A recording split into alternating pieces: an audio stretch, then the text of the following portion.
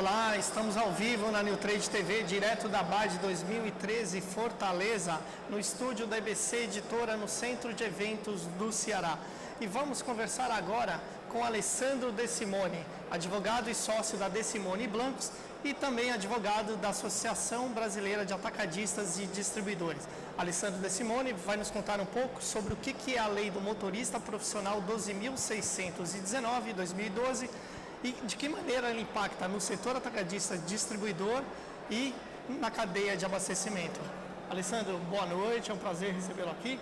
Quero saber um pouquinho dessa lei do motorista profissional, de que maneira ela impacta no setor atacadista distribuidor e na cadeia de abastecimento. Bem, boa noite, prazer estar aqui contigo e obrigado pelo convite da EBC para participar. Bem, a lei do motorista profissional é extremamente relevante para o setor atacadista e distribuidor. A ABAD, enquanto entidade representativa do setor, tem uma opinião contrária a essa legislação.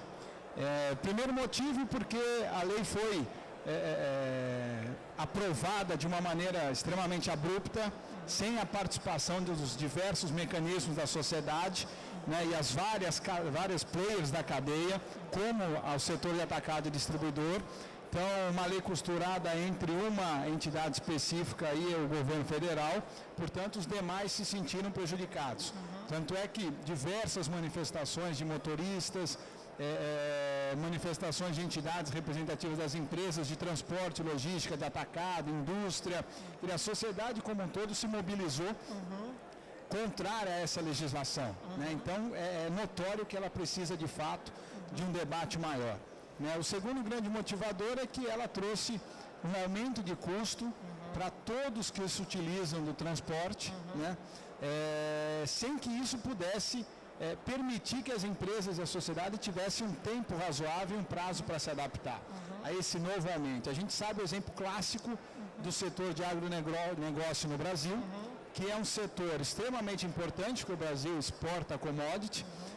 A produção desse ano foi recorde, só que em diversas matérias a gente viu que não tinha como escoar a produção, porque todos os meios logísticos não permitiam que a produção fosse escoada. Então, você veja, e o produto brasileiro que chegava competitivo há anos atrás, hoje já não chega com preço tão competitivo. Então, a gente tem um problema de logística e tem um problema de aumento de custo que impacta na venda dessas commodities. Eu acho que o terceiro grande motivador é a questão da burocracia que essa legislação trouxe. Né? Por que isso? Porque a profissão de motorista sempre foi uma profissão que não tinha controle por parte das empresas. Né? O motorista, ele é uma profissão que está na rua, né? Ou seja, ele não tem um controle externo de jornada, do quanto tempo ele está dirigindo. E a legislação, o intuito dela, que era muito positivo, que era a questão da segurança, né, nas estradas brasileiras, e esse motivo a ABAD com certeza é favorável a ele, a gente apoia esse motivo, mas não da maneira com que a legislação foi construída. Então, o princípio basilar dessa legislação a gente apoia, mas a nossa contestação é em relação a maneira como foi feito. Então, o motorista antigamente não tinha controle de jornada, e era uma relação que ficava negociada entre motorista e empresa. Agora, com a legislação, procurou-se estabelecer como é que vai ser a jornada do motorista. Né? Só que essa jornada do motorista, inicialmente, a legislação que foi aprovada, ela veio de 8 horas, ele pode dirigir 8 horas, e mais 2 horas extras. E com todos os demais descansos, tempo de espera. Se o motorista, por exemplo, parar num pequeno varejista e ficar 4 horas para descarregar, ele vai receber por essas 4 horas que ele ficou parado. Né? Então se estabeleceu um controle de jornada que era algo que não existia na lei. Então essa acho que foi o grande motivador por trás da legislação. E o controle de jornada veio porque precisava ter um pouco mais de segurança nas estradas. Então não vamos deixar o motorista dirigir 10, 12, 15 horas, tomar os remédios ou as drogas que eles tomavam para poder dirigir. Vamos controlar um pouco melhor isso. Sem dúvida que é um princípio importante, mas faltou combinar essa regra com as demais entidades que deveriam participar dessa negociação toda. Entendi. Agora você falou que aumenta a burocracia. Em qual aspecto? O que as entidades de classe como a ABAD e outras de transportadoras, qual o posicionamento delas com relação para resolver essa questão das 8 horas, para o motorista não ter que descansar, ou resolver essa questão e não aumentar o custo logístico? Tem uma coisa importante que no primeiro projeto de lei que deveria ser aprovado e no final não foi porque a presidente Dilma vetou, existia uma contrapartida do governo federal de investimentos por parte do governo federal para que a lei pudesse ser aplicada a 100%. Que tipo de investimento? Por exemplo, investimento nos pontos de parada. O motorista dirigiu 8 horas, ele é obrigado a parar, ok, ele vai parar onde? Os postos de combustível, que é onde os motoristas paravam, estão cobrando dos motoristas para que eles possam parar, porque eles precisam cumprir a lei agora, e o motorista quer repassar essa condição para as empresas que contratam o serviço de transporte deles. Então a contrapartida do governo acabou não vindo em momento algum, e era uma contrapartida importante, né? A questão da burocracia e da jornada é que ele exige que as empresas façam um extremo controle dessa jornada de trabalho, né? E aí começam as dificuldades de como fazer. Então, imagina que um caminhoneiro ele saia de uma empresa atacadista distribuidora, ele vai fazer 12 entregas durante o dia. Se na primeira entrega ele vai entregar e o pequeno varejista, o médio varejista, deixa ele esperando 3, 4 horas, ele dirigiu 1 hora até a empresa, o cliente que vai ser entregue a mercadoria, portanto ele teria mais 7 horas ainda para poder dirigir, só que ele fica 4 esperando para descarregar. E esse tempo que ele fica esperando para descarregar, pela legislação, ele é cobrado em 30% a mais do que a hora normal. Então, as empresas, elas estão pagando pela ineficiência do sistema. Entendi. Né, como um todo. E esse controle é um controle difícil, porque você precisa implantar ou controles físicos, né, uma papeleta, controle de hora, e aí você precisa acreditar no motorista, ou você vai ter que fazer investimentos em tecnologia para poder controlar o motorista, se o caminhão está parado, aonde você precisa de gente dentro da empresa para fazer o controle da jornada. A legislação exige que o motorista descanse 11 horas por dia. Então, que é uma coisa também que não é prática nos outros países, né? Ou seja, a gente mesmo, como executivos, como profissionais, nem a gente descansa 11 horas por dia. Às vezes você dorme 8 horas por dia e ou menos, já é suficiente ou menos.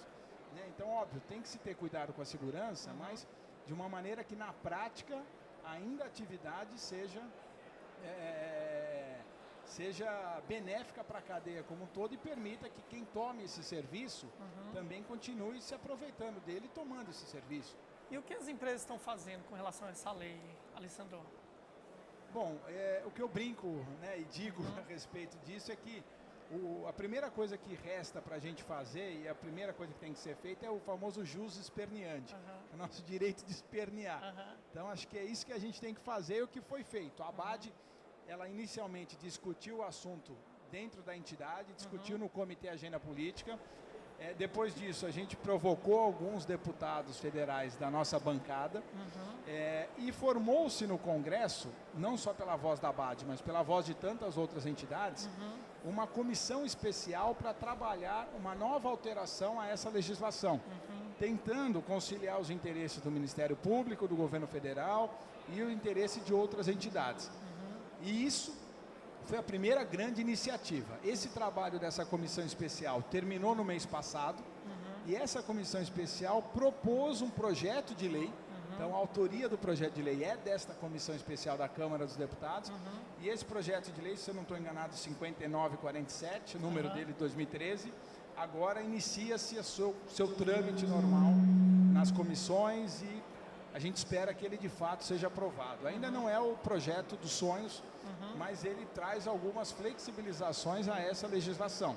Quais então, são as uma delas, por exemplo, é relativa à jornada. Então, eles permitiram que a jornada fosse estendida por mais 4 horas. Então, eu posso trabalhar 8 horas dirigindo, mais 4 agora com essa alteração da lei. Então, são 10 horas por dia dirigindo. O tempo de descanso, que obrigatoriamente era 11 horas, ele pode ser de 8 horas desde que ininterrupto. Então são mais 3 horas que se ganha em produtividade.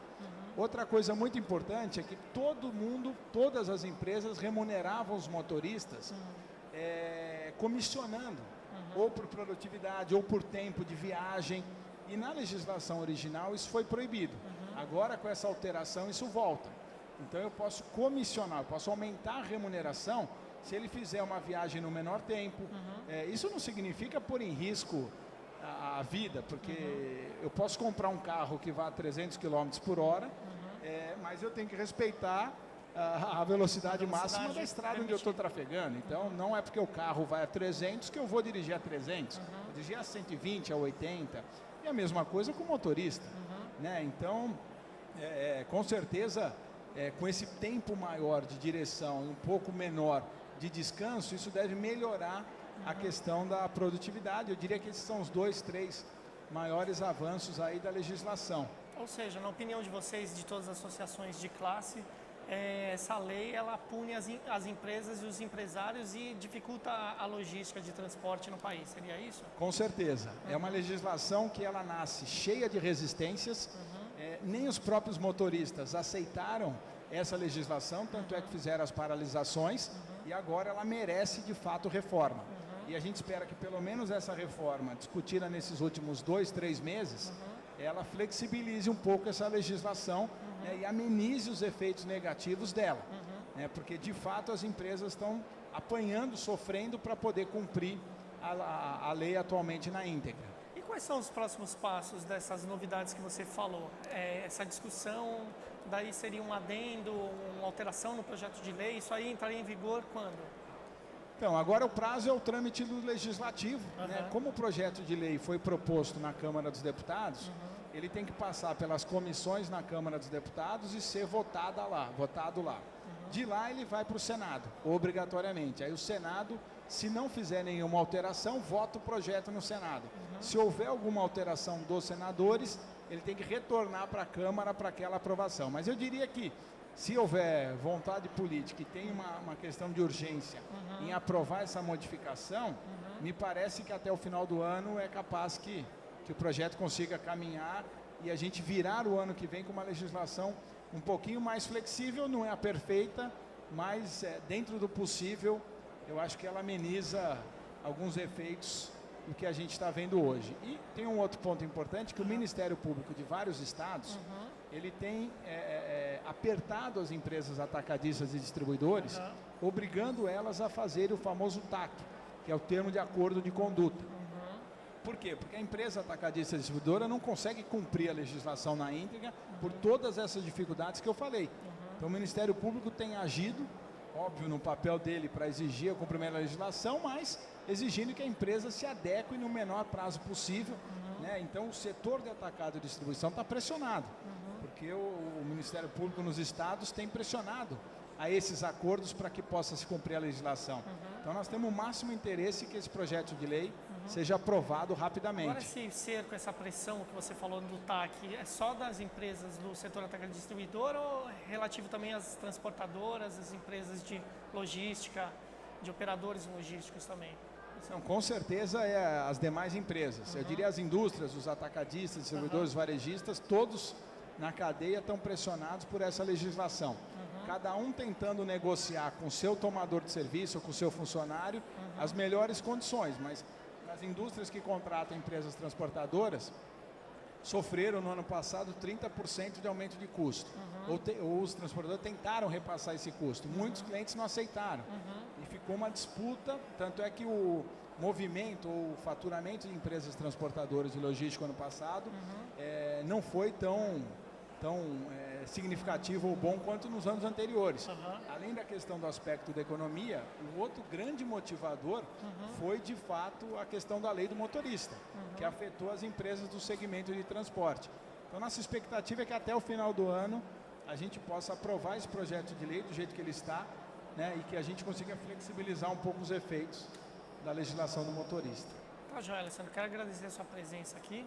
Obrigado pela presença, pelo esclarecimento no assunto. Agora ficamos sabendo um pouquinho mais sobre a lei do motorista e os avanços, as novidades na área nesse sentido, os impactos nas empresas do setor atacadista distribuidor e na cadeia de abastecimento. Fique ligado que em qualquer momento voltamos com novas entrevistas.